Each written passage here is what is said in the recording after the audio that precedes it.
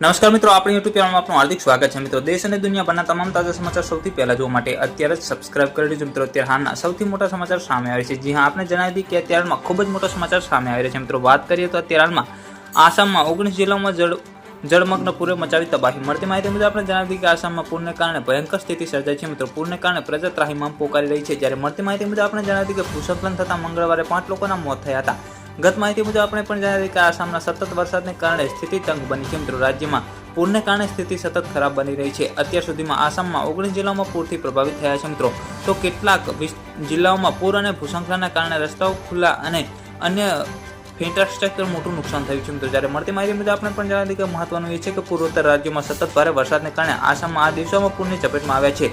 જ્યારે મંગળવારે કરીમગંજના બદરપુર વિસ્તારમાં ભૂસ્ખલનમાં એક જ પરિવારના 5 લોકોના મોત થયા હતા। જ્યારે મળતી માહિતી મુજબ આપણે પણ જણાવી કે પોલીસ પ્રશાસન 3 કલાકની જહેમત બાદ મૃતદેહો બહાર કાઢ્યા હતા। મિત્રો, મૃતકોની ઓળખ રેમુના નેસા સાઉદા ખાનુમ, ઝહીરા ખાનુમ, હમીદા ખાનુમ અને નવાલિકા મહેદી હસન તરીકે થઈ હતી। જ્યારે મળતી માહિતી મુજબ પણ જણાવી કે આસામમાં ભારે વરસાદને કારણે કાપોલી અને બ્રહ્મપુત્ર નદીમાં સહિત નદીઓમાં જળસ્તરમાં વધારો થયો છે। મિત્રો, હવામાન વિભાગે આગામી કેટલાક દિવસોમાં રાજ્યમાં ભારેથી અતિભારે વરસાદની ચેતવણી આપી છે।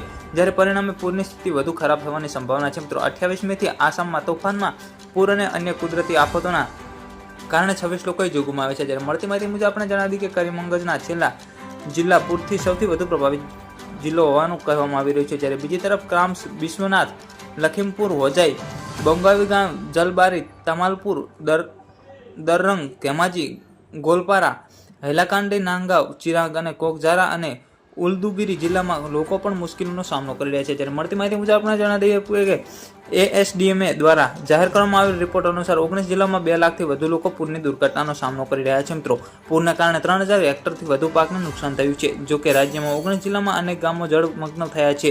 ઘણા જિલ્લાઓમાં પૂર અને ભૂસ્ખલનના રસ્તાઓ, પુલો અને માળખાગત સુવિધાઓ નુકસાન થયું છે। મિત્રો, પલ પલની માહિતી વિડીયો મળતી રહેશે। વિડીયો ગમે તો લાઇક, શેર અને સબસ્ક્રાઇબ કરવાનું ભૂલતા નહીં।